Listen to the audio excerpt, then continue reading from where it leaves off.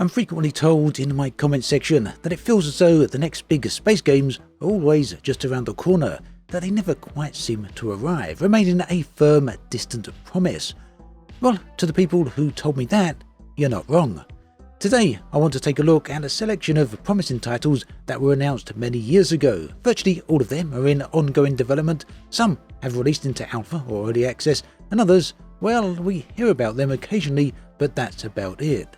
There's also one title that has fully released. It's an outlier that didn't quite achieve its promise, so I'll include that here as well at the end of the video.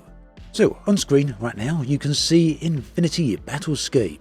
This, for me, easily, even after all this time, has some of the most impressive looking space battles in any video game. This is a multiplayer title, and not only is it visually spectacular, but the flight mechanics are also really nice as well. Now this game has a really long and extensive history to it, dating all the way back, I do believe, to 2004 in terms of its initial concept. And then back in 2010, a tech demo appeared, a tech video demonstrating the engine's capabilities, and for those of you who were around at the time and paid attention, this was called Infinity Quest for Earth, and you'll likely have been very impressed with it. I know I certainly was. It demonstrated not only great space mechanics and space environments, but also seamless transitions to atmospheric planetary surfaces, and this was something that was completely unique at the time.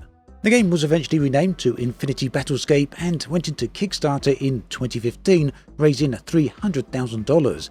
It launched into early access in 2019 and still to this day remains in early access. It continues to receive updates, including a major patch released on the 28th of June, just a few weeks before the recording of this video. Ultimately then, Infinity Battlescape remains an ambitious game. The key objective is large-scale multiplayer battles that can measure in the hundreds of players. The objective is control of the star system. Here, you'll see procedurally generated star system, seamless transition down to planetary surface, and although they're not quite as good as some games out there now, these planets are still better than many other space games, even after these years. You get to control small ships as well as capital ships. Ship customization and upgrades is also a thing, and ultimately it's all about strategic gameplay. As a game then, there's not really any problems with it. It is a really nice game and great to play. Yet Infinity does have a problem, and it's a pretty significant one. That is player numbers. If you check out Steam charts, you'll notice that, every time there's an average of around about 5 players a month or less, 5 daily players that is. Peaking out at 20, sometimes 40 players, but rarely more. This is certainly going to be a significant problem when it comes to multiplayer sessions. Despite that though, the game does continue development, it does continue to get updates. Ultimately, the question remains, when will this one finally fully release, and to what extent will that actually happen? It's a game that has been around for many years at this point. In concept, it's been around for, decades really, and, it's a game that remains firmly in the future for now. Now we come to easily the most controversial space game in this video. No, it's not Star Citizen, it is in fact Star Atlas. So Star Atlas is described as an ambitious blockchain-based space simulation game that aims to combine high-fidelity graphics with a fully on-chain economy. Yeah. So this was interesting enough, interesting in quotes, at the height of the whole blockchain scenario. But here, after the other side of some pretty significant blockchain-focused events, really, Star Atlas seems a bit, in a strange situation, shall we say. So the game was announced in January of 2021. It captured a lot of interest at the time, both in gaming and the blockchain communities respectively. However, this journey has been met with mixed reactions, especially when compared to other space games like Star Citizen. Now, Star Atlas is still in active development, with several playable modules having been released. These include the showroom module, which allows players to view and interact with their ships. Even that's going as far as being able to fly around with the ships, at least over a limited surface area. There's another module called Sage. This is a browser-based version of Star Atlas that features a fully on-chain economy. So again, with the focus on money rather than on gameplay. More on that in just a bit. Now, despite all these releases of the various modules, many consider the modules themselves to be basic tech demos rather than fully fledged gaming experiences.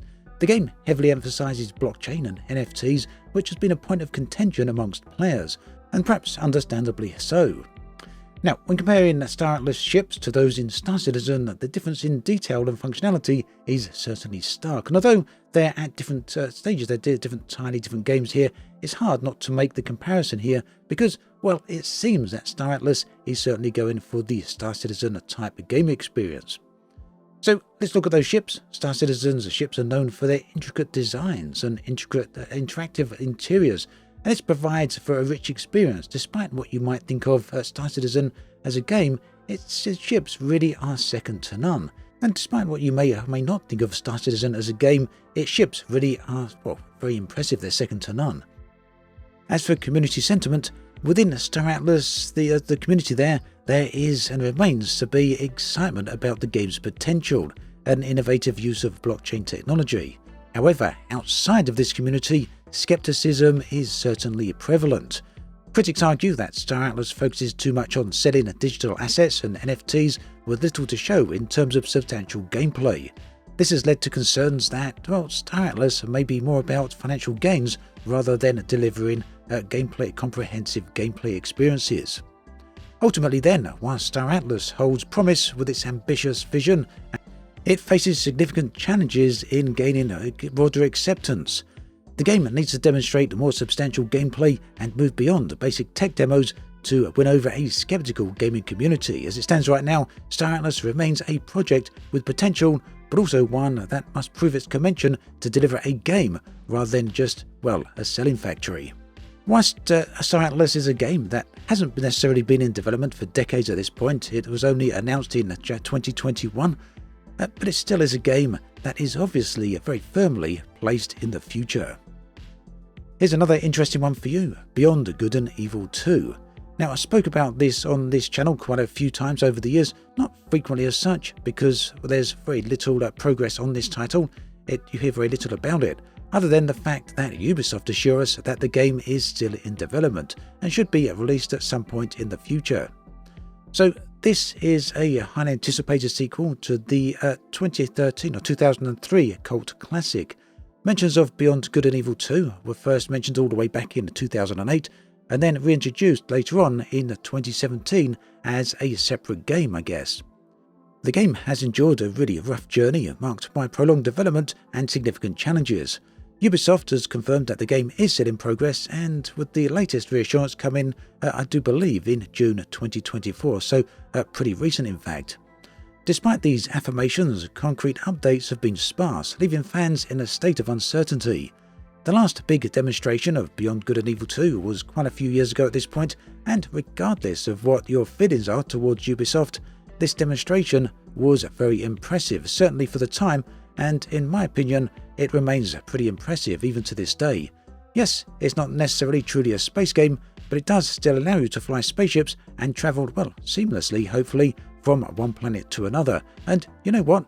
I do wonder if some of this technology is now being used in Star Wars Outlaws, as well as Beyond Good and Evil 2. There does seem to be some overlap and similarities between these two techs. Just compare the demo of Beyond Good and Evil 2 to some of the recent footage of Star Wars Outlaws, and you'll know exactly what I mean. But that's just speculation. They may be completely, well, they are completely obviously separate projects here, but they may not even use the same engine, just have similar capabilities. So as with the other games in this video, this isn't a comprehensive drill down into every single feature available in these games, these respective games, but here are some of the key features of Beyond Good and Evil 2.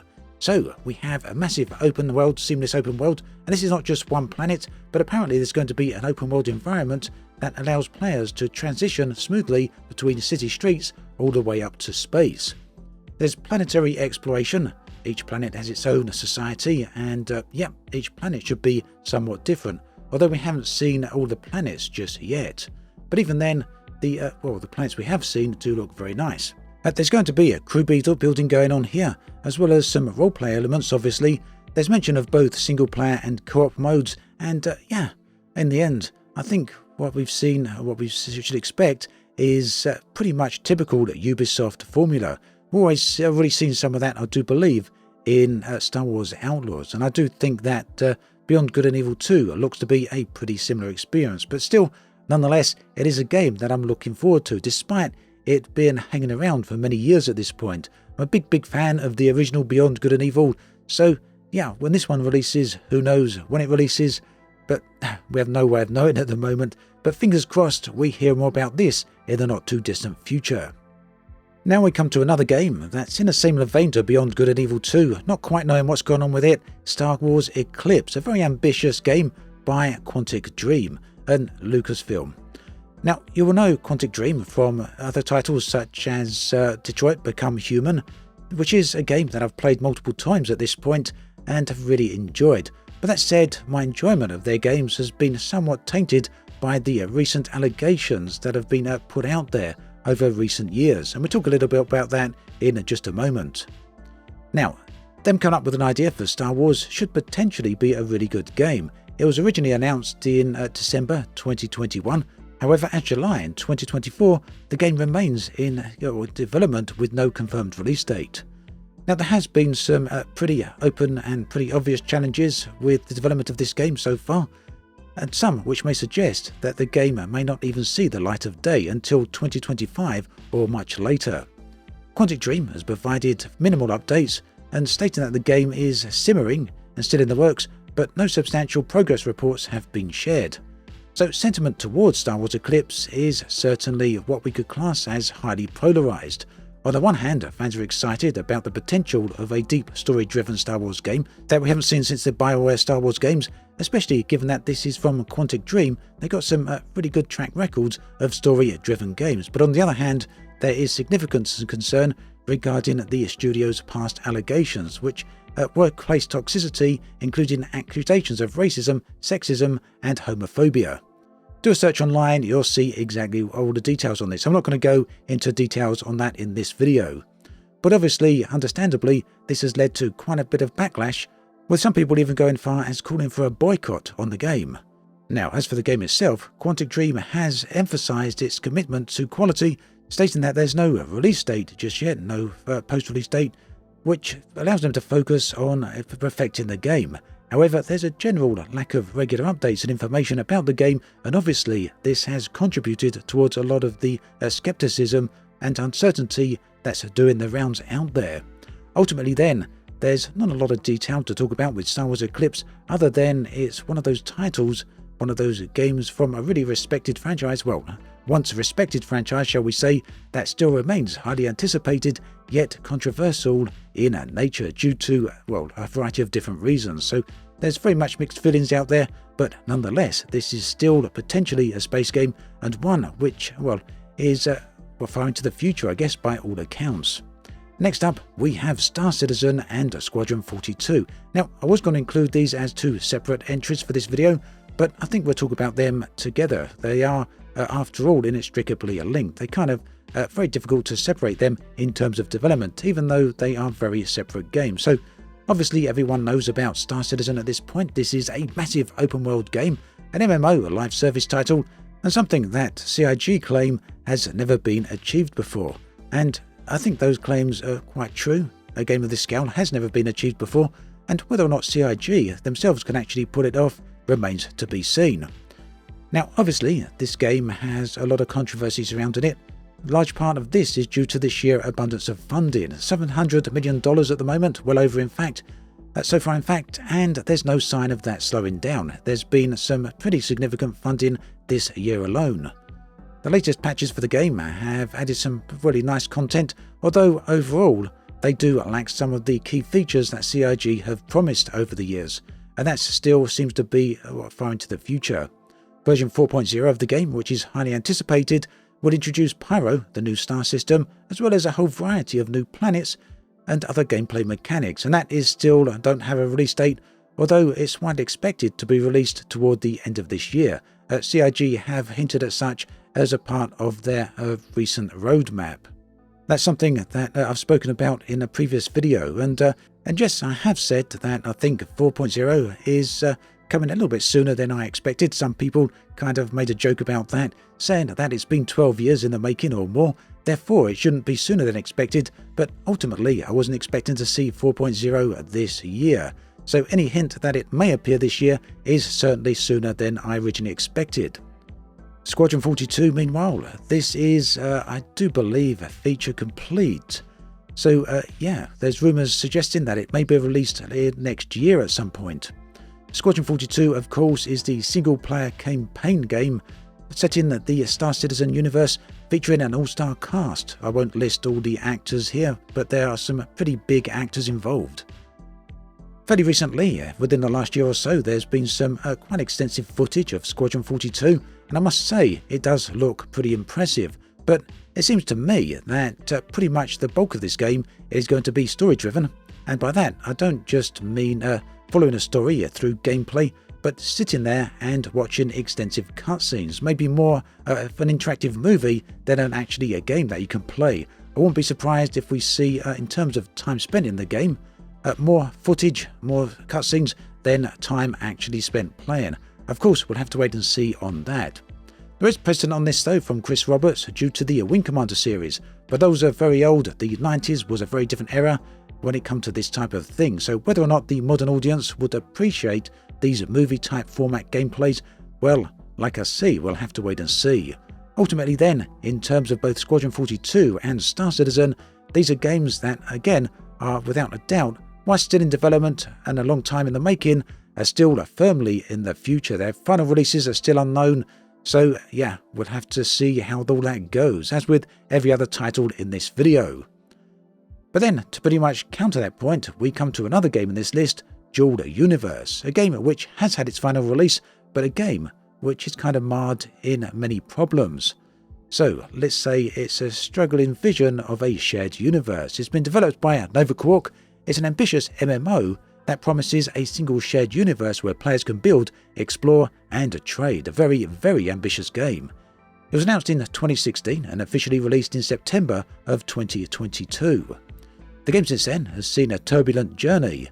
As of July 2024, Dual Universe is still receiving updates, although there doesn't seem to be many of them. The last significant update, I do believe, it seems to be in March 2024. There's an infrequency here then in terms of updates, and it's raised some concerns amongst the players about the game's ongoing development. For an online service game, for an online world, typically these will receive a lot more updates than what we're seeing recently. Now, Nova Quark's communication seems to have been sparse, certainly over on Twitter, on the social media X platforms. We've seen very infrequent updates, and these have only fueled the uncertainty about the game. The player base, meanwhile, is dwindled. Steam charts indicates an average of around 8 players per day. Stark contrast to the peak of 788 players in October of 2022. So a decline that really reflects the broader community's sentiment towards Dual Universe, which is certainly mixed at best. Over on Steam, Dual Universe holds a mixed rating with just 51% positive reviews. Now, players have voiced frustrations over the lack of engaging content and the game in general. Poor customer support is something I see mentioned quite a lot, and the game's overall direction just doesn't seem to be what people are happy about. Financial sustainability, of course, is naturally a concern, as well, obviously because of the lack of players and the fact that the game needs a subscription makes one wonder where the funding is coming from. Although that said, the game did get some substantial funding during its, to the tune of tens of millions back in the day during its crowdfunding and other funding periods. So yeah, Dual Universe, a game that had massive ambitions. The reason I put it on this list, on this video, is because the game's ambitious nature, the ambitious vision, has yet to materialize. So even though this, unlike the other titles of this video, is a game that has been released, the vision for the game that was originally outlined by the developers, is in all its entirety, in all its complexity, still hasn't really been released. We haven't seen that final form of the game. The current version seems to be, all we're getting, at least for now. So whilst the concept of Dual Universe has potential, the game's current state and community sentiment suggest that substantial changes are needed to secure its future. As with many of the other titles then in this video, the future remains a little unclear, uncertain, and, well, no one really knows what to expect. There's a distinct lack of specifics surrounding Dual Universe. So there we have it then, some massive space games that still remain perpetually in the future, around the corner in their fully fledged form. When that'll happen, we'll never know. Let me know what you think about this in the comment section below. I'd love to hear from you. Thanks for watching this video all the way to the end. It's been a little bit longer than usual. I'll catch you all next time. Do take care.